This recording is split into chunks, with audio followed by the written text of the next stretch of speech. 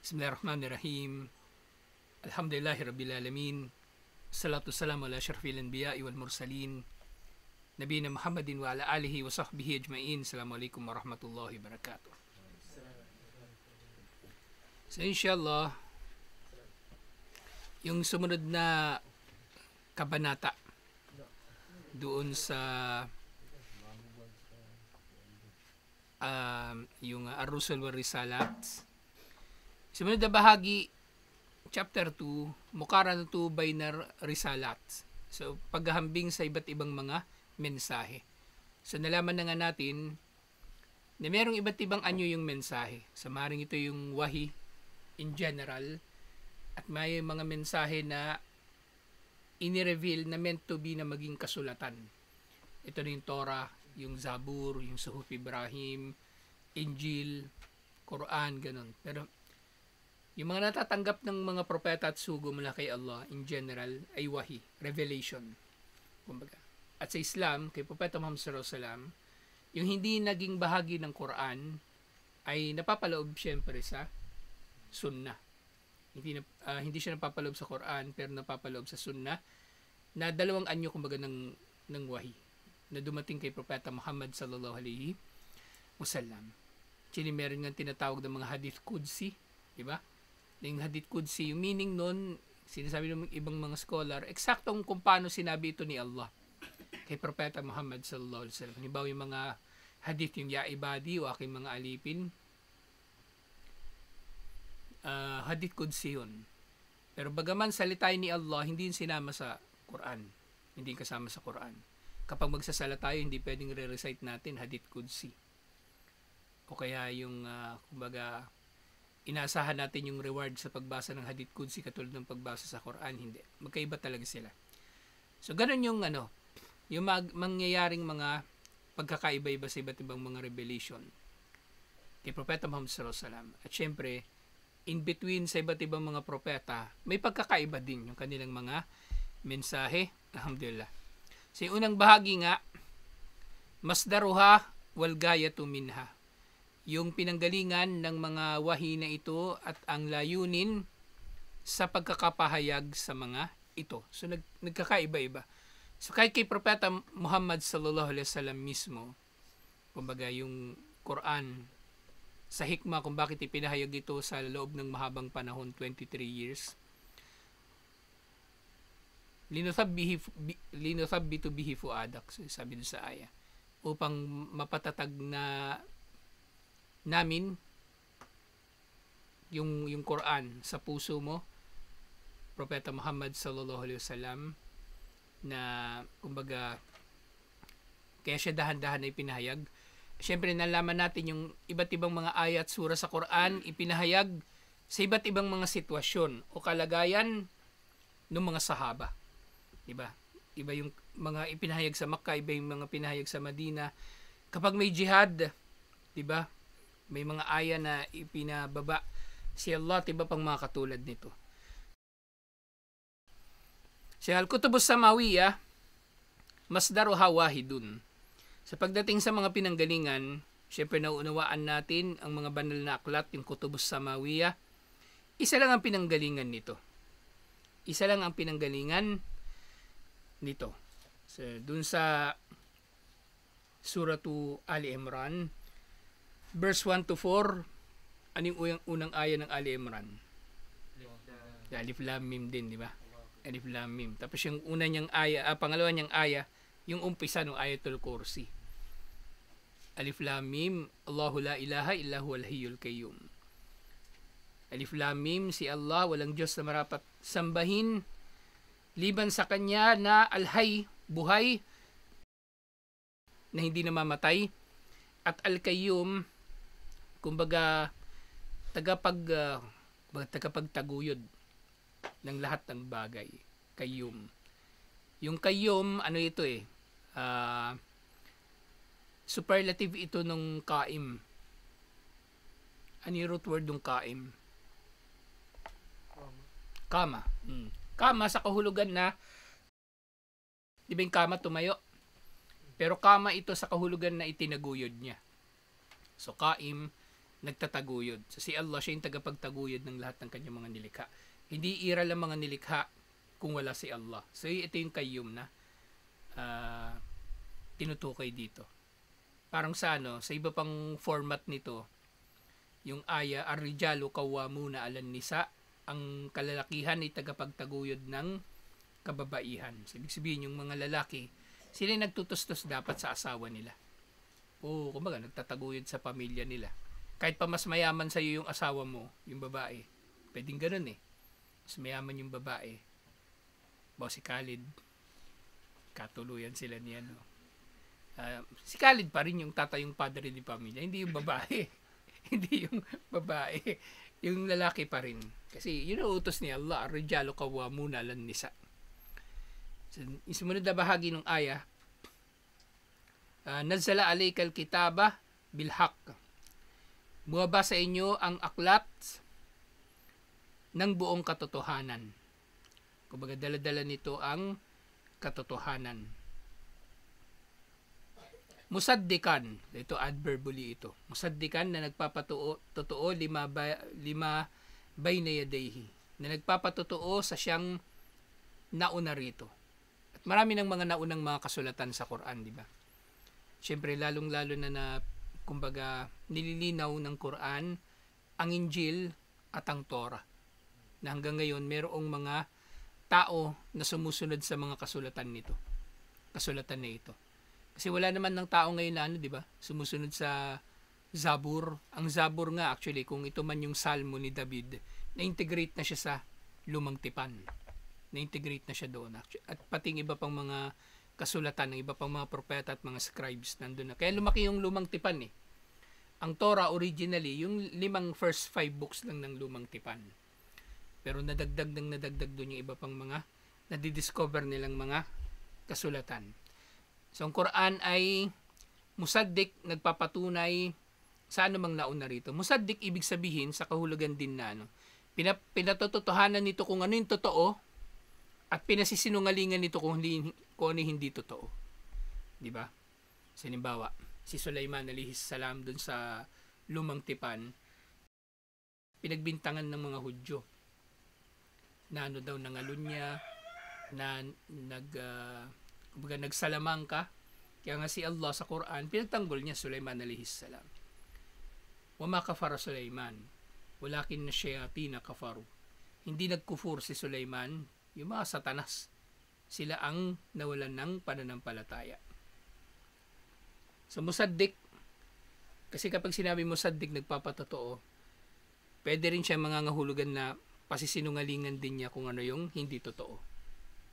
Naintindihan nyo? So, hindi porke nagpapatotoo siya, tatahimik na lang siya sa kung ano yung mali. So, dilinawin din niya kung ano yung tama at mali.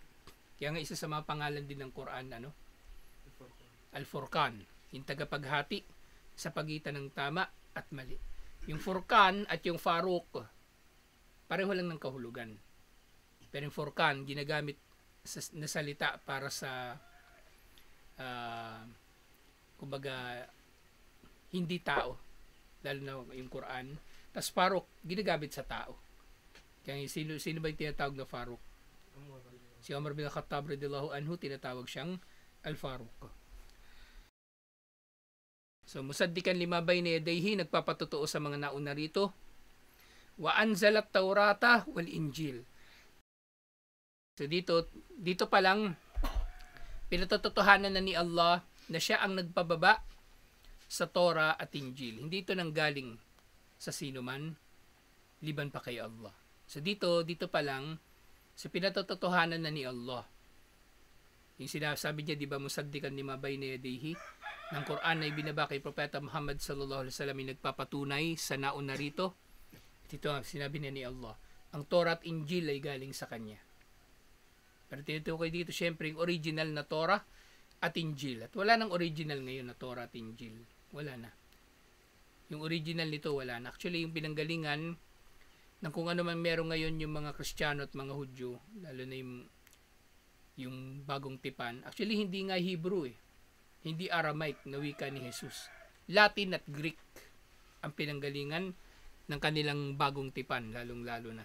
yung Torah, kahit papaano, nananatili yung ilang parte nito sa Hebrew. Kaya nga nire-recite ito ng mga Hudyo sa Hebrew pa rin. Pero yung ano talaga, yung Bible, wala na. Wala siyang original na sa Aramaic. Kahit yung mga ano ngayon yung mga tao sa Palestine na mga Kristiyano, di ba Aramaic yung salita ng ilan sa mga sekta doon, ilang mga kumbaga nationality doon. Kasi iba naman yung tao sa Palestine At yung nationality kasi, kapag sinabing nationality, not necessarily may sariling bansa. Not necessarily may sariling bansa. Sa mga Orthodox Christian, marami sa Palestine, although Palestino sila, marami sa kanila nananatiling Christian.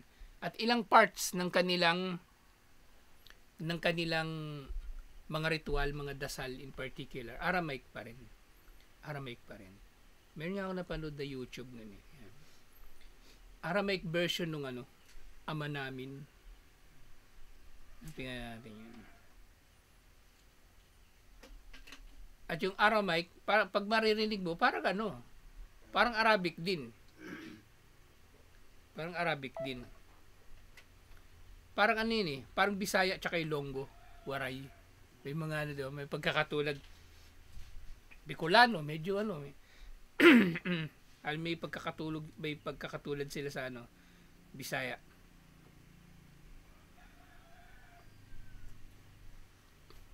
Arabic pala yung nasulat ko. Aramaic. Yeah. Ito may music pa. Hindi nila magawang sumamba ng walang music. Lagi may accompaniment na na music. Eto.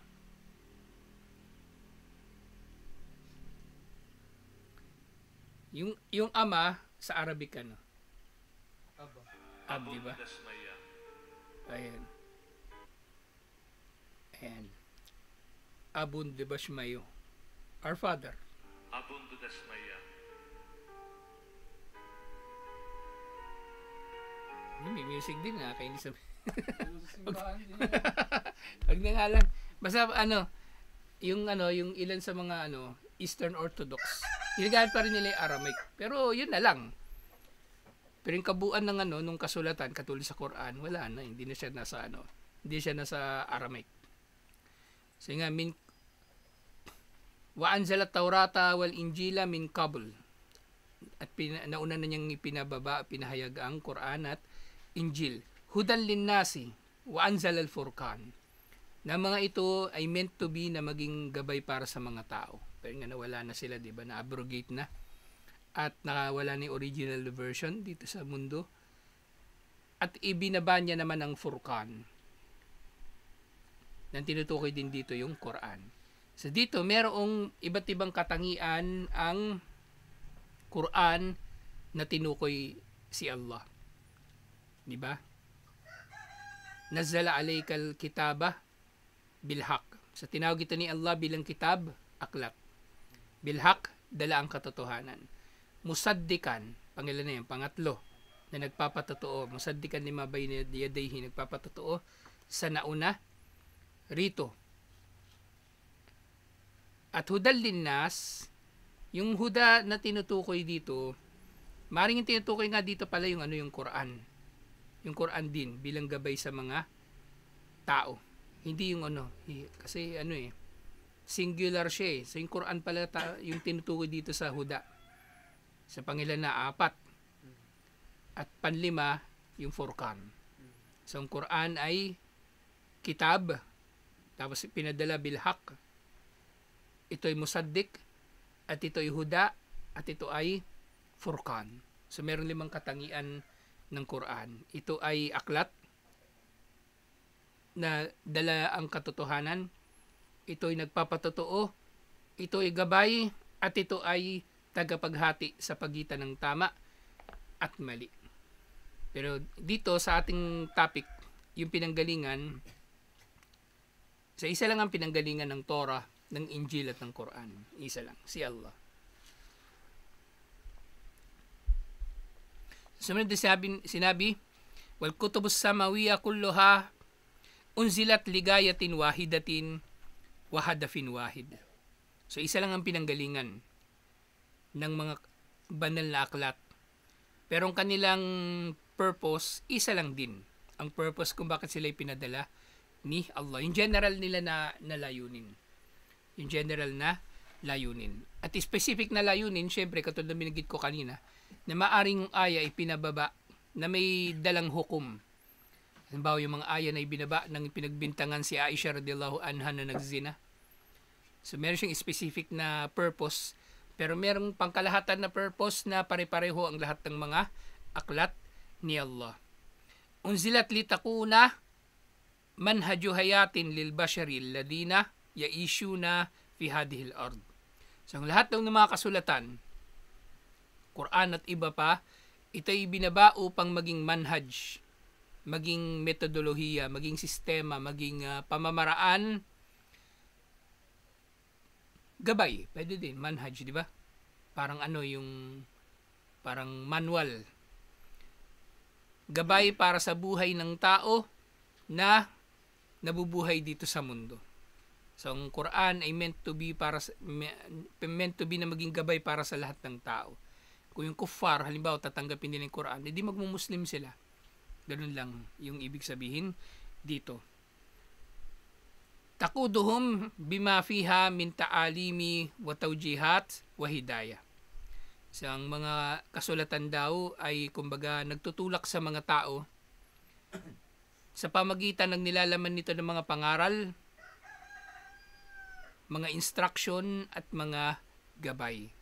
Ibig sabihin, isa lang ang pinanggalingan ng mga kasulatan at isa lang ang kanilang mga gaya o layunin. Kaya nga, nabanggit ko na ito nung nakaraan. Ilang beses ko na rin nabanggit. Di ba pinipintasan nila yung Quran? Ginaya daw sa Bible. Kasi sa Quran, nandito yung yung maraming mga kwento sa Quran, katulad ng meron sa Bible. Yung kwento ni Musa a.s. halos pareho sa Bible. Yung kwento ni Yusuf a.s. halos pareho sa Bible. Yung si Nuh a.s. yung kwento niya, ganun din. Sinasabi nila, kinopya lang sa Bible yung Quran kasi, ayun nga, katulad, gayang-gaya. Pero hindi eh. Ang pagiging magkatulad nila, hindi nangangahulugan na kinopya o pagkopya. Isa lang ang magiging kahulugan nito. Isa lang ang pinanggalingan ng original na Bible, original na Old Testament at yung original na kumbaga Torah at ang Quran. Isa lang ang kanilang mga pinanggalingan. Isa lang ang kanilang pinanggalingan. Nga, litakunu unzilat litakunu ruhan wa nuran tuhyi nufusahum wa tutiruha.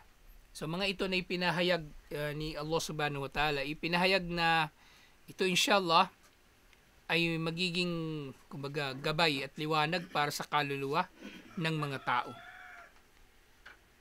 At maging liwanag wa tuniruha pala ito. Hindi tutira, tuniruha. Unzilat litakuna ruhan wa nuran tuhyi nufusahum wa tuniruha. So ito daw ang Quran ay pinahayag ni Allah upang buhayin ang mga kaluluwa at maging liwanag para sa kanila. Wa tukshifu dhulumataha wa dhulumatal hayat. At ang layunin ng Quran ay ang alisin ng kadiliman sa pangkalahatan, kadiliman ng kufur, kadiliman ng kawalang katarungan, na inshallah alisin dito totally yung kadiliman sa buhay. Kasi sino mang hindi nabubuhay sa gabay ng Quran ay technically nasa kadiliman din, waliyadu billah. Nasa kadiliman din. Kasi merong aya, medyo mahaba itong aya na ito sa Suratul Ma'idah, chapter 5, verse 44 to 50, sa 6 na aya. Sinabi ni Allah, Inna anzalna at-taurata fiha hudaw wa nur. Tunay na ibinaba namin ang Torah, na naririto ang gabay at liwanag. So inilarawan ang Torah bilang gabay at liwanag. Yung original na Torah. Pero nga, yung original na Torah, Kumbaga, binago-bago na ng mga Hudyo. Yahkumu biha an-nabiyuna alladhina aslamu lilladhina hadu warrabbaniyuna wal ahbaru bimastuhfidu min kitabillah. So itong Torah daw, inilalarawan ni Allah dito ngayon Torah. Kanina inilarawan niya yung Quran na ito ay kitab, pinadala sa katotohanan, nagpapatotoo sa nauna rito. Ito ay gabay at ito ay tagapaghati sa pagitan ng tama at mali. So yung Torah, inilarawan din ni Allah bilang gabay at liwanag.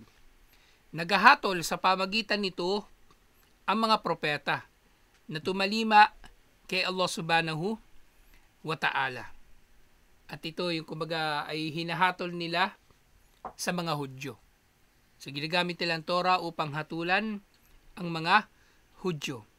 At ang mga rabay naman at ang mga ahbar, yung mga pari ng mga Hudyo, kumbaga sila rin kasing tumatayong hukom sa mga Hudyo. Kaya yung ibang mga libro sa Old Testament, halimbawa sina yung Maccabees, sina Jeremiah, libro yun sa Old Testament. Hindi sila mga propeta.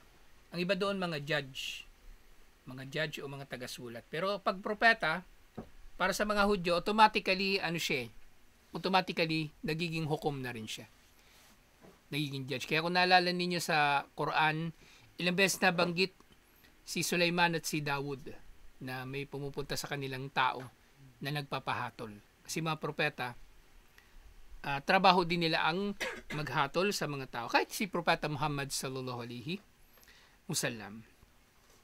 So sila raw ay mga naghahatol din. Bimastuhfidu min kitabillah. Ayon sa kung ano ang kumbaga ipinagkatiwala sa kanila o iniatang sa kanila na kanilang magiging pananagutan sa aklat ni Allah. Na ito ipatutupad nila at ito ipangangalagaan nila. Pero nga alam na natin, yung mga Hudyo, hindi nila pinangalagaan ang Torah. Wakano alayhi syuhada. At sila rito, sa anumang katangian ng Torah na ito ay gabay at liwanag at sa anumang obligasyon nila sa Torah na ipatupad ito, saksi sila na ganito nga dapat ang Torah.